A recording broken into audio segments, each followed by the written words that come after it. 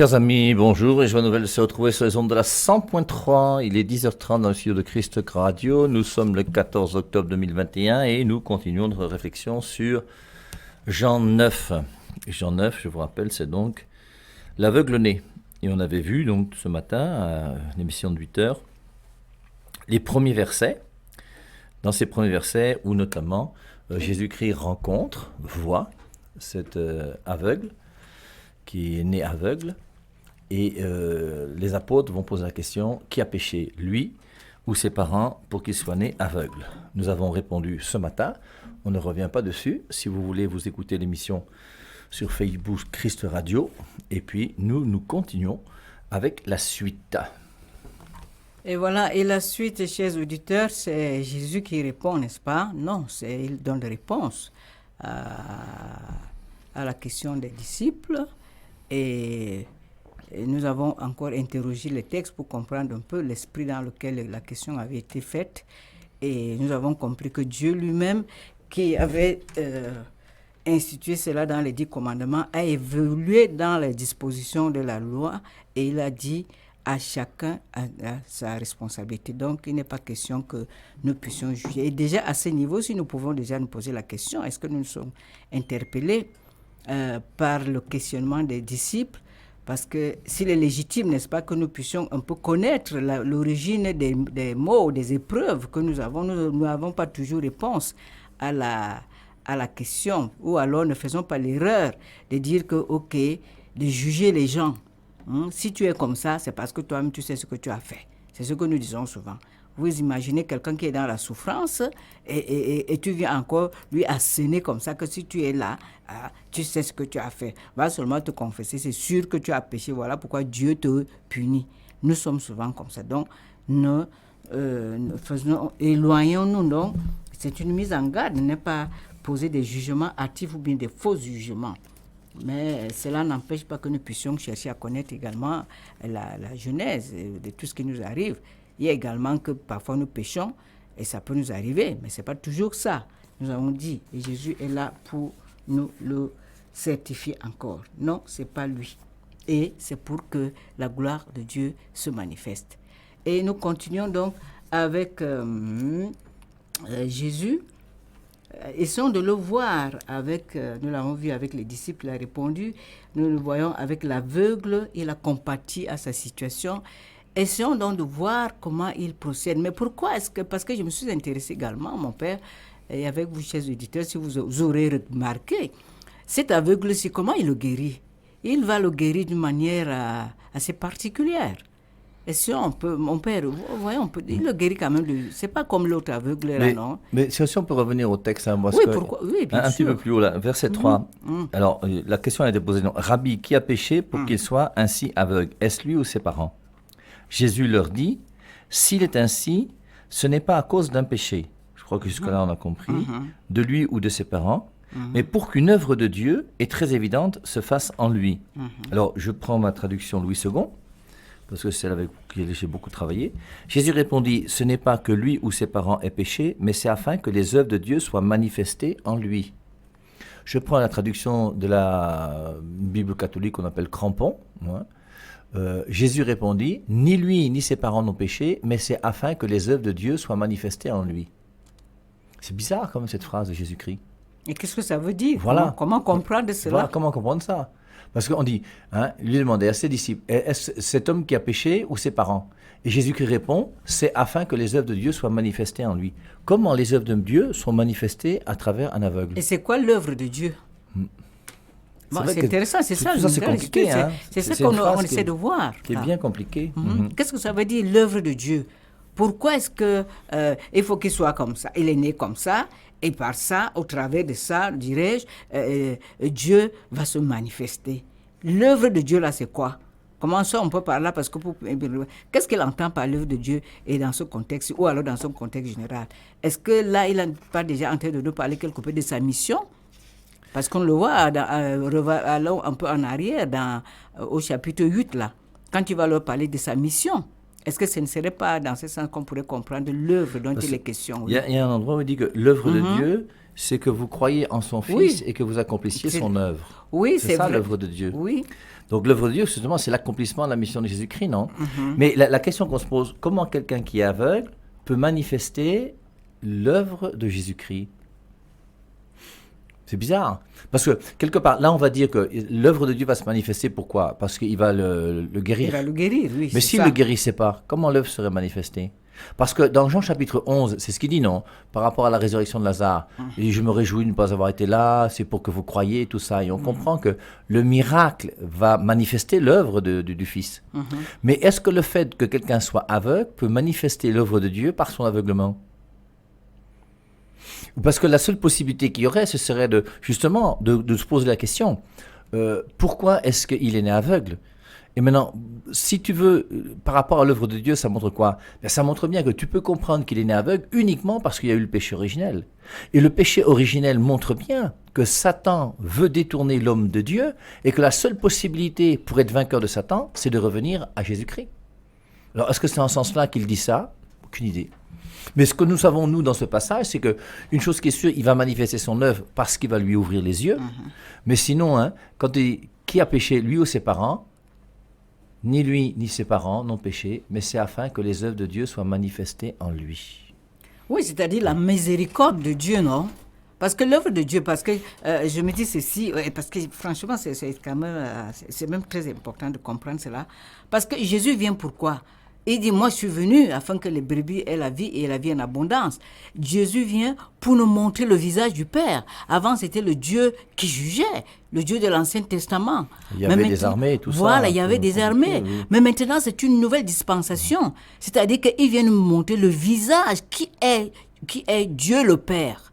C'est pour cela que tout se tient avec la prière qu'il enseignait sur la demande des disciples. Il dit que maintenant, vous allez vous adresser à Dieu comme votre Père. Implicitement, je suis votre frère.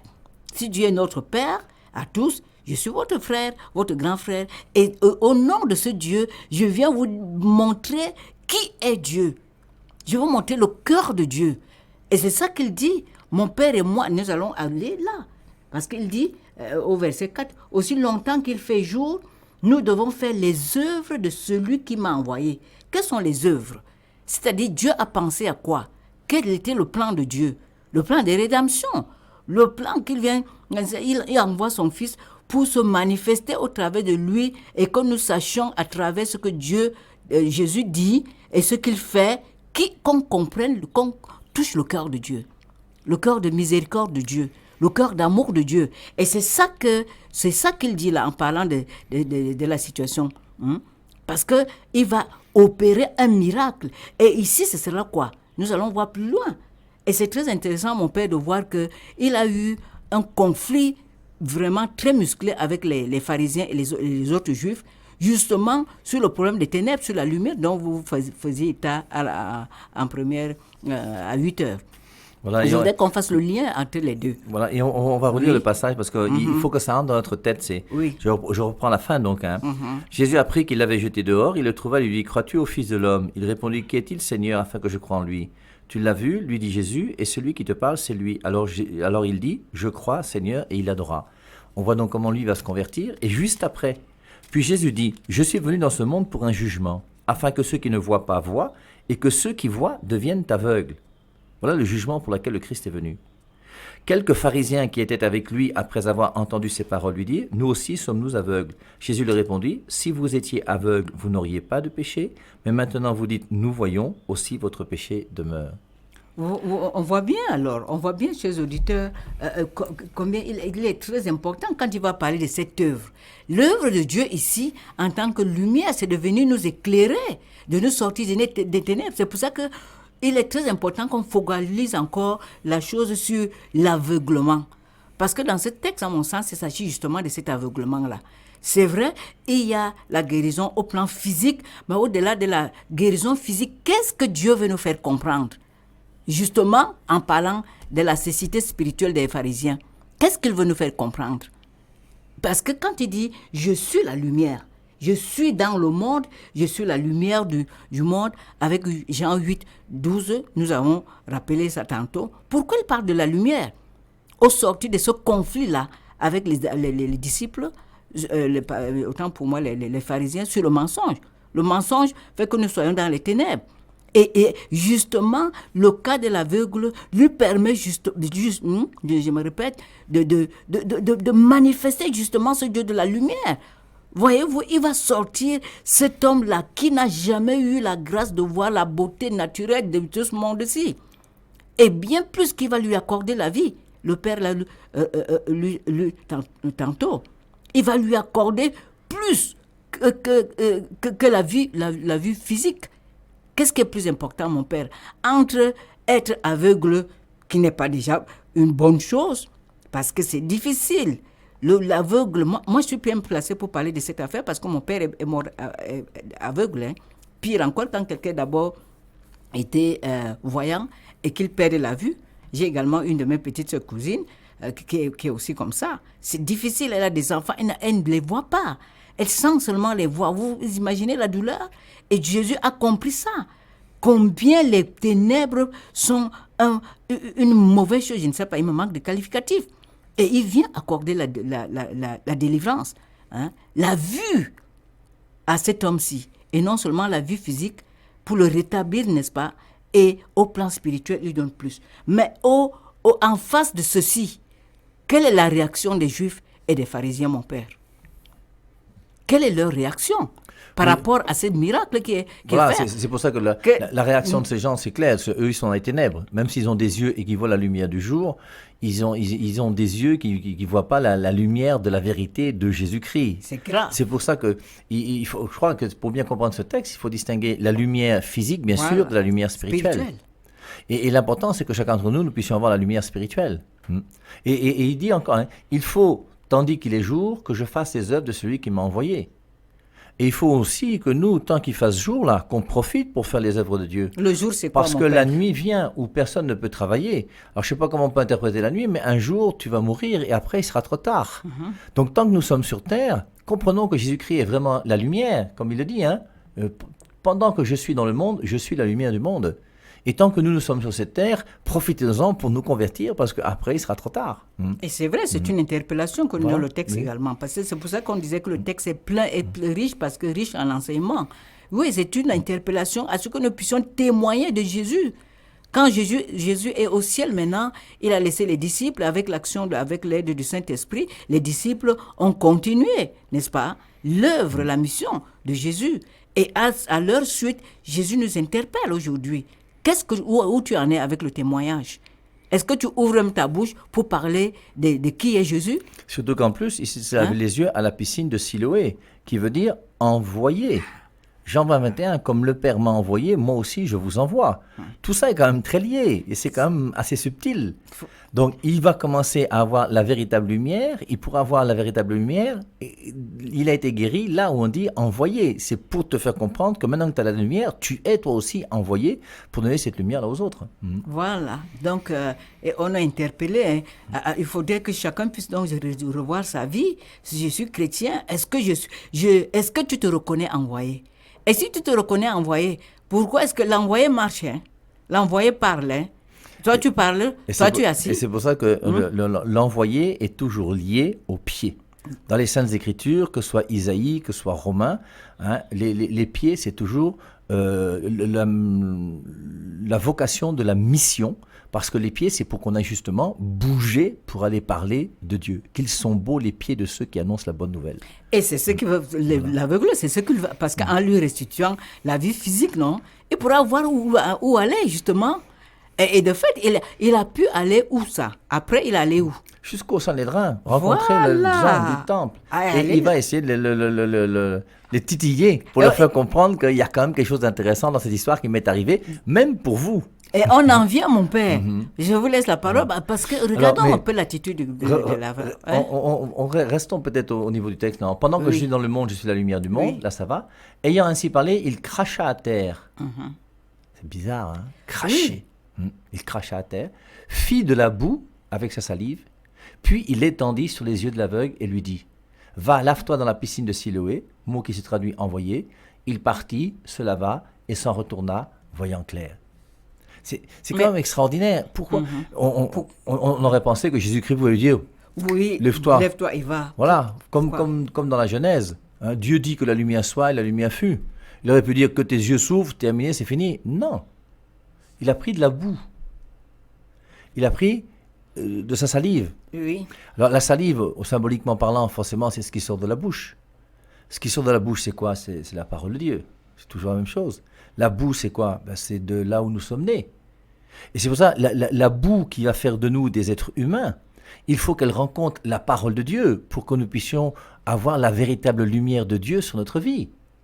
Et je pense que c'est pour ça qu'il a pris ce signe. Ça a dû faire bizarre de voir cracher au sol, faire un peu de boue et mettre sur les yeux. Ça, c'est le cardinal Barbarin un jour qui commentait ce passage en disant que la boue, c'est nous les hommes, et la parole de Dieu, c'est ce que Dieu nous donne. Et quand l'homme est uni à la parole de Dieu, alors il voit clair et il sait où il va.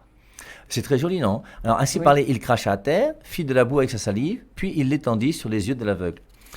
Dans Maria Valtorta, alors vous pourrez lire si vous voulez ou pas, peu importe, mais on a l'impression que l'aveugle-né, lorsque Jésus-Christ lui a mis de la boue sur les yeux, s'est trouvé comme s'il trouvait que Jésus-Christ là n'est pas très efficace. Comme le général, là, avec l'histoire de Naaman, le Syrien. Oui. Il devait sortir, il devait imposer les mains, il devait invoquer Dieu, mettre un peu d'encens, jeter un peu d'huile, faire des choses. Va te laver dans la mer 7 fois. Le gars dit que vraiment ça. Et là, il lui dit, et il va partir. Bon, il va quand même, au début, il aura un peu difficile. Mais après, il va partir avec beaucoup de zèle. Et dès qu'il va se laver à la piscine de Siloé, là, il va commencer à voir. Hein, c'est bizarre que Jésus-Christ ait voulu qu'il puisse y avoir ce petit geste-là, de boue, de salive. Alors, on dira nous aussi dans l'Église que tout ça, c'est quoi? C'est tous les signes que Dieu nous donne. Signes par excellence pour nous, c'est les sacrements. Tous les sacrements sont des signes qui nous sont donnés pour recevoir la grâce de Dieu et pour voir toujours plus clair. Il partit, se lava et s'en retournant, voyant clair. Alors voilà pour le topo qu'on voulait faire ce matin à 8h, n'est-ce pas? Oui. Et comme on dit, alors maintenant, on va continuer avec... tout d'abord, c'est les voisins. Oui, rappelons déjà les leçons, parce que les bons comptes, c'est les leçons, c'est quoi? Nous reconnaissons que Jésus nous voit, n'est-ce pas, dans nos difficultés. Il vient à notre rencontre et par compassion, parce qu'il est là pour faire les œuvres de Dieu et il nous a laissé son esprit pour nous aider à comprendre tout cela et se mettre à sa suite. Donc, éloignons-nous des faux jugements et de tout ce que, quand tu vois une personne dans une difficulté, tu commences à lui dire que toi-même, tu sais ce que tu as fait. Et donc, il faut s'éloigner des mauvais jugements. Il faut, dès qu'on s'interroge où j'en suis par rapport à ce niveau, et faire confiance à Jésus. Et celui-ci aussi a obéi. Il lui a dit, va. Et il est parti. Vous vous rappelez, avec le paralytique, là, il a dit, lève-toi, marche. Si ce n'était pas levé, il n'aurait pas vu le miracle. Mais celui-ci, il a fait, il a obéi. Donc, c'est très important l'obéissance à la parole de Dieu quand nous l'entendons, comme nous sommes en train de l'entendre aujourd'hui. Alors deuxième... On peut même continuer en disant que... Parce que l'aveugle-né, quelque part, c'est l'humanité, c'est nous-mêmes qui sommes là et qui n'avons pas la véritable lumière de Dieu. Et tant que nous n'avons pas la lumière de Dieu et tant que Jésus-Christ n'est pas la lumière qui vient éclairer notre vie, nous sommes comme cet aveugle-né. Et ce qui serait intéressant, c'est de voir dans la vie de chacun d'entre nous, qu'est-ce qui est aveugle? Es-tu aveuglé quelque part? On sait que Dieu est Père, Fils, Saint-Esprit. On sait qu'il faut aller à la messe ce dimanche. Très bien. Mais après, est-ce que c'est vraiment la lumière de Dieu qui m'éclaire dans toute ma vie? Est-ce que je suis capable, par exemple, de refuser, vous que j'investis de temps en temps, qui recevez les bons du trésor et vous prenez 20% aux gens pour les payer? Sachez que vous êtes des voleurs et des voleuses. Et ne dites pas que vous êtes chrétien. Et ne croyez pas que votre messe du dimanche sert à quelque chose. Vous êtes des aveugles. Alors je prends l'exemple du bon du trésor, mais c'est tous les autres exemples qu'il faut prendre. Et est-ce qu'il y a dans ma vie, moi, certains aveuglements dans lesquels je ne veux pas laisser Jésus-Christ lumière venir m'éclairer pour que vraiment je puisse marcher comme il le veut? C'est ça. C'est ça. Non, c'est vrai que c'est très riche. Les études bibliques, là, c'est quelque chose d'extraordinaire. Alors, ayant ainsi parlé, il cracha à terre, il va à la piscine. On attaque avec les voisins, verset 8. Oui. Les voisins et ceux qui l'avaient vu auparavant demandaient l'aumône, disaient, n'est-ce pas là celui qui était assis et mendiait? Les uns répondaient, c'est lui, d'autres, non, mais il lui ressemble. Mais lui disait, c'est moi. Ça aussi, c'est extraordinaire. Oui. Et c'est ça, voilà le regard maintenant. Lui, Voilà. il est guéri. Les gens commencent à dire, et c'est tout à fait normal la réaction aussi de ses voisins et tout. Et imaginez si ça avait été nous, on aurait réagi pareillement. Bah, c'est bien, mais ça lui ressemble parce que ça change, hein.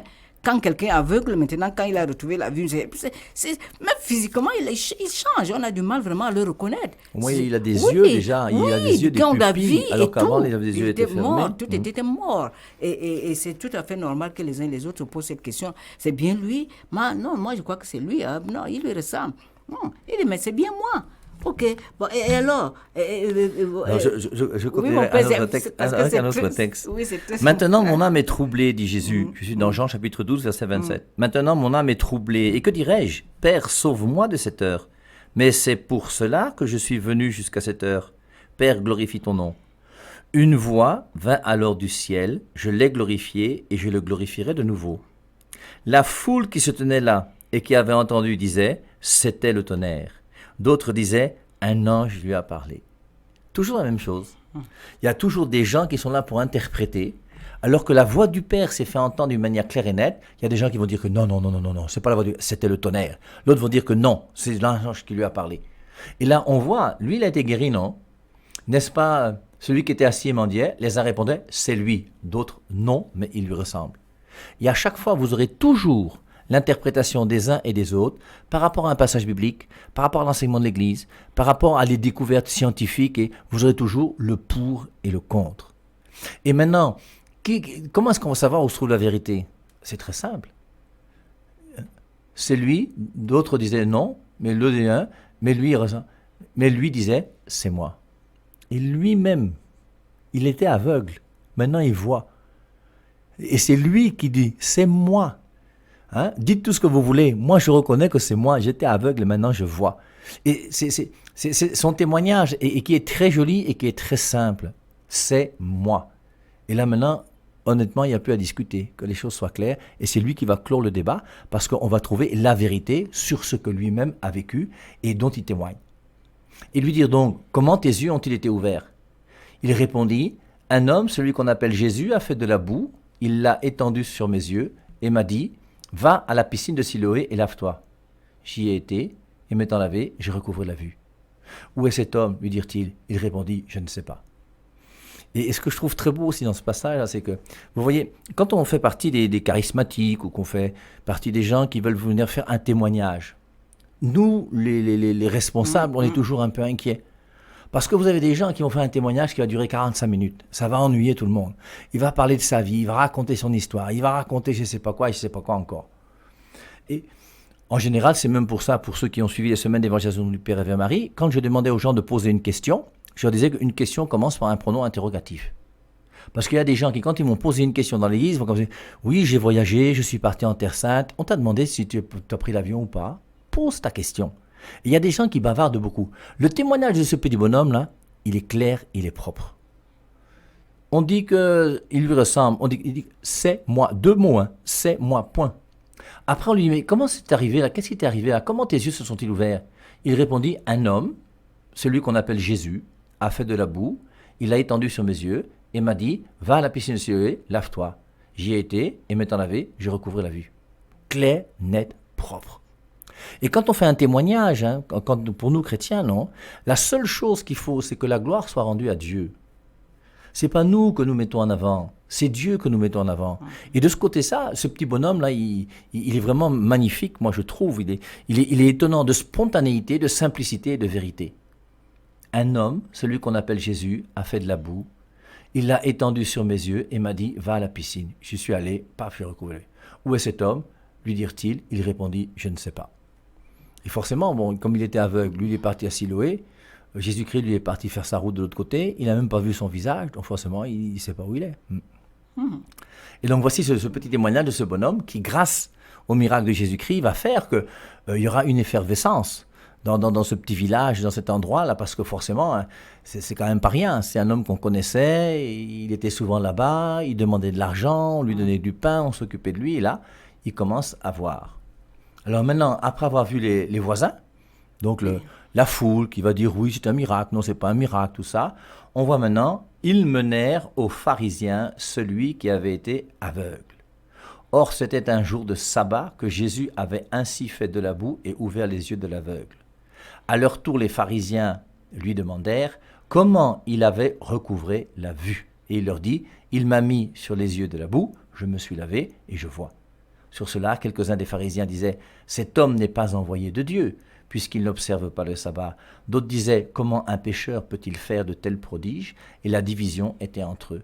Ils dirent donc de nouveau à l'aveugle, et toi, que dis-tu de lui, de ce qu'il t'a ouvert les yeux? Il répondit, c'est un prophète. Ah, voilà. Très joli, non? Je ne sais pas, bon, peut-être si on a encore le temps, il reste encore 4 minutes. Bon, je vous laisse continuer, mon père. Après, on continue avec la suite du texte, non? On voit ça va me se remémorer.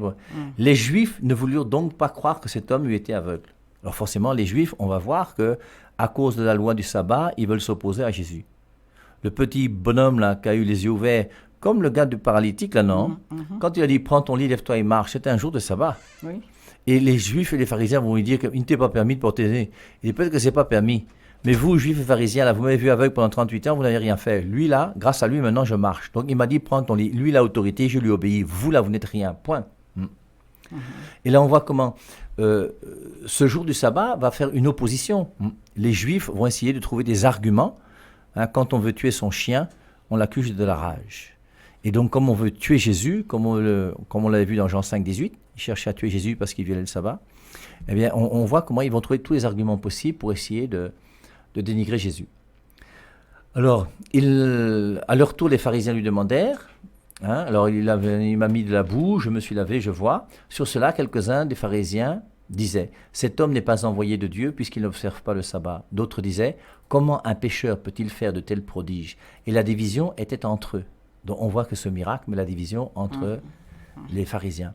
Ils dirent donc de nouveau à l'aveugle, et toi, que dis-tu de lui, de ce qu'il t'a ouvert les yeux? Il répondit, c'est un prophète. Les Juifs ne voulurent donc pas croire que cet homme eût été aveugle et qu'il eût recouvré la vue. On va lire et puis on recommentera la prochaine fois, non? Parce qu'il est déjà 10h57. Jusqu'à ce les Juifs ne voulurent donc pas croire que cet homme eût été aveugle et qu'il eût recouvré la vue, jusqu'à ce qu'ils eussent fait venir les parents de celui qui avait recouvré la vue. Ils leur demandaient, est-ce à votre fils? Est-ce là votre fils que vous dites être né aveugle? Comment donc voit-il maintenant? Les parents répondirent, nous savons que c'est bien là notre fils et qu'il est né aveugle, mais comment il voit maintenant, nous l'ignorons. Et qui lui a ouvert les yeux, nous ne le savons pas. Interrogez-le lui-même. Il a de l'âge, lui-même parlera de ce qui le concerne. Ses parents parlèrent ainsi parce qu'ils craignaient les Juifs. Là, on voit un peu la lâcheté dont on reparlera. Car déjà les Juifs étaient convenus que quiconque connaîtrait Jésus pour le Christ serait exclu de la synagogue. C'est pourquoi ses parents dirent, il a l'âge, interrogez-le. Les pharisiens firent venir une seconde fois l'homme qui avait été aveugle et lui dirent, rends gloire à Dieu, nous savons que cet homme est un pécheur. Celui-ci répondit, s'il est pécheur, je l'ignore. Il est très bon, le gars est simple, il est clair. Rends gloire à Dieu, nous savons que cet homme est un pécheur. Celui-ci répondit, s'il est un pécheur, je l'ignore. Je sais seulement que j'étais aveugle et qu'à présent je vois. Il lui dit, qu'est-ce qu'il t'a fait? Comment t'a-t-il ouvert les yeux? Il leur répondit, je vous l'ai déjà dit, et vous ne l'avez pas écouté. Pourquoi voulez-vous l'entendre encore? Est-ce que vous aussi, vous voulez devenir ses disciples? Ils le chargèrent alors d'injures et dirent, c'est toi qui es son disciple. Nous sommes les disciples de Moïse. Nous savons que Dieu a parlé à Moïse, mais celui-ci, nous ne savons d'où il est. Cet homme répondit, il est étonnant que vous ne sachiez d'où il est. Et cependant, il m'a ouvert les yeux. Nous savons que Dieu n'exauce point les pécheurs, mais si quelqu'un l'honneur et fait sa volonté, c'est celui-là qui l'exauce. Jamais on n'a ouï dire que quelqu'un ait ouvert les yeux d'un aveugle si cet homme n'était pas de Dieu, etc. Donc, et on voit, vous voyez, c'est vrai que ce passage, bon, on l'a médité un petit peu avec vous à 8h, à 10h30, on pourra revenir même sur certains passages parce qu'il y a beaucoup de choses très intéressantes. Hein. Mais moi je crois que comprenons ce témoignage simple et vrai de ce petit garçon qui n'a pas peur de l'autorité. Il n'a pas peur de dire la vérité, même aux pharisiens. Il a même un peu d'humour en leur demandant « Est-ce que vous voulez devenir ses disciples ?» Après, nous sommes disciples de Moïse. Et Moïse, on le connaît, mais lui, on ne le connaît pas. C'est ça qui est bizarre. Vous ne le connaissez pas, il m'a ouvert les yeux. Il revient toujours à l'expérience qu'il a vécue avec Jésus-Christ d'une manière simple. Et on comprend qu'il ne peut que remercier Jésus-Christ parce que le matin, quand il s'est levé, il ne voyait pas. Et quelques heures plus tard, il a vu. Alors, et on verra donc la prochaine fois aussi la différence qu'il y a entre la lumière spirituelle et la lumière physique. Parce qu'il y a des aveugles qui ont 2 yeux qui sont là, on regarde tous les jours, tu vois une belle fille qui passe en route, tu vois le ndolé qu'on a préparé, mais la lumière de Dieu est-elle avec toi? Je crois que c'est la grande leçon qu'on pourra retirer de ce passage. Alors je m'excuse d'avoir coupé la parole à MC, parce que c'est comme si c'est moi qui ai fait l'étude biblique aujourd'hui. Mais en tout cas, ne vous inquiétez pas, on va se retrouver mardi et on va continuer. Mon âme élève-toi.